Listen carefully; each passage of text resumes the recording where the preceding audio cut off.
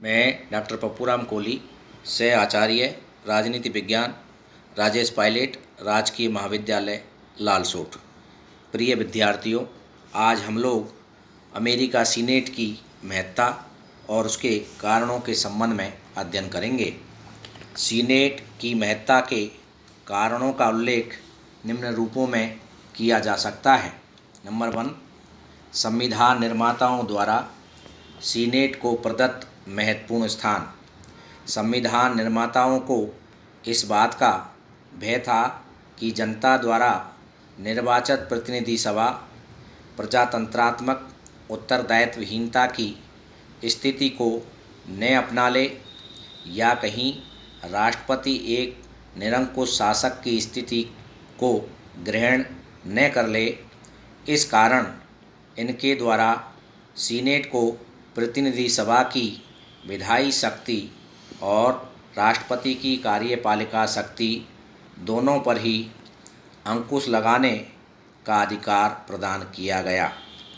इसी कारण स्थिति यह है कि सीनेट और राष्ट्रपति दोनों मिलकर प्रतिनिधि सभा की सहमति के बिना अनेक कार्य कर सकते हैं।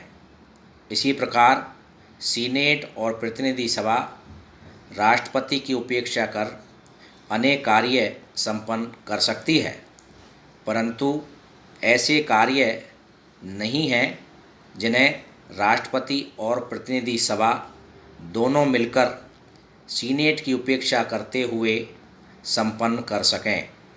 इस प्रकार संविधान निर्माताओं द्वारा सीनेट को शासन के गुरुत्वाकर्षण का केंद्र की स्थिति प्रदान की गई है। मुनरो के अनुसार संविधान के प्रथम अनुच्छेद में जहां द्विसदनात्मक व्यवस्था की बात कही गई है, सीनेट का नाम पहले दिया जाना कोई साधारण लिखने की गलती नहीं है। संविधान निर्माताओं में से अधिकांश सीनेट को संघीय व्यवस्था की रीढ़ की हड्डी की दृष्टि से देखते थे।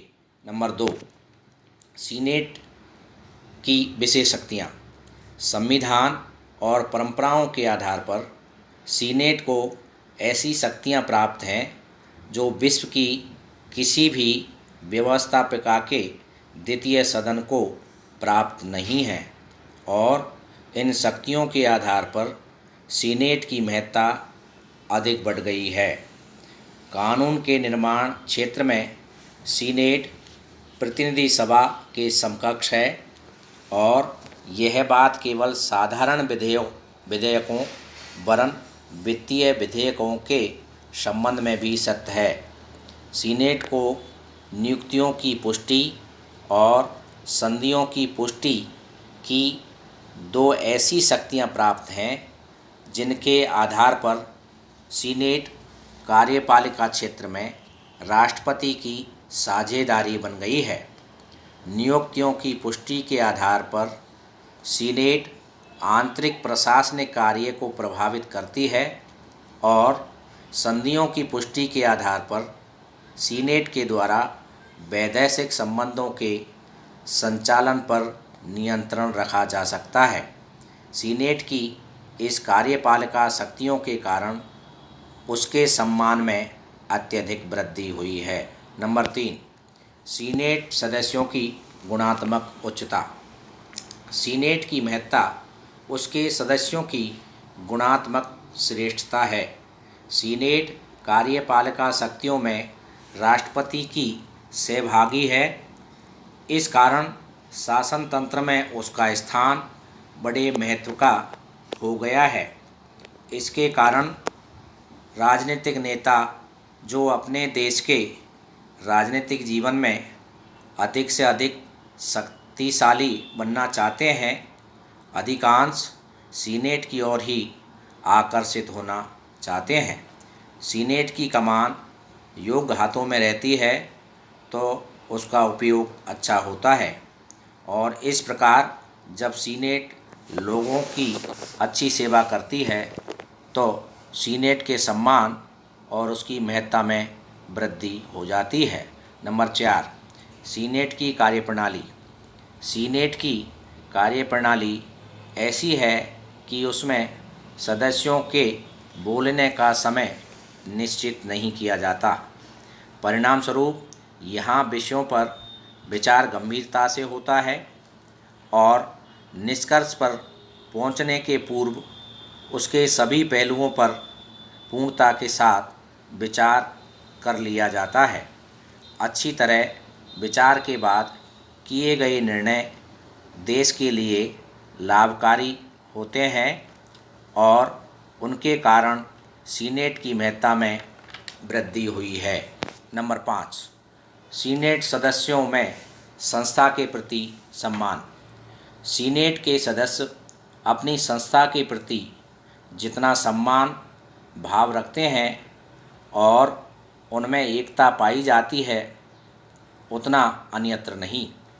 सीनेट के सदस्य एक दूसरे पर कटु आरोप लगाते हैं, परंतु कुछ ही देर बाद आप देखेंगे कि बाहर वे हाथ में हाथ डाले हुए घूम रहे हैं। जब किसी राष्ट्रपति के द्वारा सीनेट के प्रति शिष्टाचार या सीनेट की किसी सुनिश्चित परंपराओं का उल्लंघन किया जाता है, तो सीनेट के सदस्य अपने राजनीतिक दल के प्रति भक्ति को भुलाकर सीनेट के सम्मान की रक्षा हेतु एक हो जाते हैं।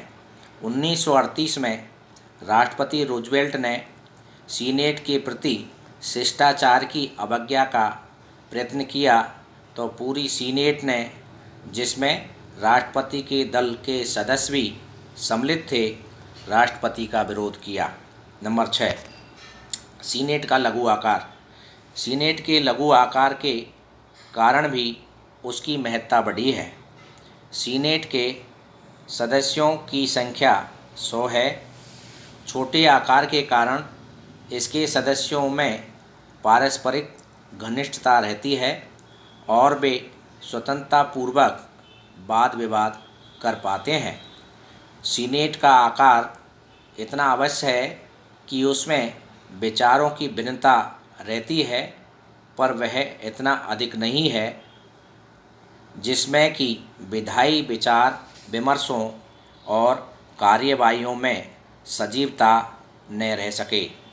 लॉर्ड ब्राइस का कथन है कि इसका लघु आकार योग्य तथा होनहार व्यक्तियों की योग्यता प्रदर्शित करने का अवसर प्रदान करता है तथा प्रतिभा एवं चातुर्य वाले व्यक्तियों को अपना पराक्रम लिखने तथा राष्ट्र के एक कोने से दूसरे कोने तक प्रसिद्धि प्राप्त करने का अवसर देता है। नंबर 7, मंत्रिमंडलात्मक पद्धति का अभाव। मंत्रिमंडलात्मक व्यवस्था नहीं होने के कारण अमेरिका की कार्यपालिका प्रतिनिधि सभा के प्रति उत्तरदायी नहीं है।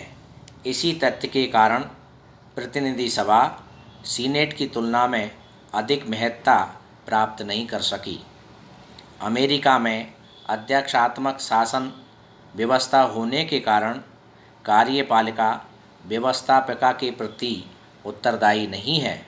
इसलिए कांग्रेस के प्रथम सदन प्रतिनिधि सभा की तुलना में सीनेट अधिक शक्तिशाली हो गई है। नंबर 8, प्रत्यक्ष निर्वाचन। 17वें संविधान संशोधन 1918 के द्वारा सीनेट सदस्यों के प्रत्यक्ष निर्वाचन की व्यवस्था की गई है। सीनेट सदस्यों का प्रत्यक्ष निर्वाचन होने के कारण विश्व के अन्य देशों में जिस तत्व के कारण द्वितीय सदन का अपेक्षाकृत कम महत्व होता है, यह बात अमेरिका राजनीति में नहीं है। सीनेट के लोकतंत्रात्मक आधार ने उसे प्रजातंत्र का प्रतीक बना दिया है। प्रत्यक्ष निर्वाचन की एक बात ने सीनेट को अधिक शक्तिशाली बना दिया है। प्रतिनिधि सभा के सदस्यों का निर्वाचन क्षेत्रीय नियम के अनुसार होता है, इसलिए उसका दृष्टिकोण संकुचित है, लेकिन सीनेटर पूरे राज्य का प्रतिनिधित्व करता है और उसका दृष्टिकोण अपेक्षाकृत व्यापक होता है। नंबर 9, सीनेट का स्थायित्व और सदस्यों का दीर्घ कार्यकाल। सीनेट स्थायी सदन है और उसके सदस्यों का कार्यकाल लंबा है। सीनेट इस अर्थ में स्थायी है कि न तो पूरी सीनेट भंग होती है, न ही सीनेट के सदस्यों का कार्यकाल नए सिरे से शुरू होता है। सीनेट सदस्यों का कार्यकाल 6 वर्ष है और 6 वर्ष के इस कार्यकाल का महत्व इस दृष्टि से है कि इसकी तुलना में प्रतिनिधि सभा का कार्यकाल 2 वर्ष है। प्रतिनिधि सभा के सदस्य जहां एक बार निर्वाचित होने के तुरंत बाद ही पुनः निर्वाचन की चिंता में लग जाते हैं, वहां सीनेट सदस्य एक बार निर्वाचित होने के बाद लगभग 5 वर्ष तक स्वतंत्रता और निर्भीकता के साथ राष्ट्रीय सेवा में लग जाते हैं। पुनः निर्वाचन पर कोई प्रतिबंध न होने के कारण अनेक सदस्य 18, 24 और कभी-कभी 30 वर्ष से भी अधिक समय तक इसके सदस्य रहते हैं और अपने इस दीर्घ अनुभव के आधार पर ये सीनेटर और सीनेट अमेरिकी राजनीति में अपना विशिष्ट स्थान बना लेते हैं। प्रोफेसर लास्की के कथानुसार सीनेट अमेरिकन शासन प्रणाली की अद्वितीय सफलताओं में से एक है। सर हेनरी मैन का कथन है कि जब से आधुनिक प्रजातंत्र का विकास हुआ है, तब से जितनी भी संस्थाओं का निर्माण किया गया है, उनमें यही एकमात्र पूर्ण सफल संस्था रही है। अमेरिकी वासी भी अपनी सीनेट को राजनीतिज्ञों एवं संतों का ओलंपियन निवास स्थान कहकर पुकारते हैं। इसके अतिरिक्त प्रजातंत्र के अधिकारी विद्वान लॉर्ड ब्राइस, ब्रिटिश प्रधानमंत्री ग्लैडस्टोन तथा फ्रेंच लेखक रॉकवेल ने भी सीनेट की बड़ी प्रशंसा की है।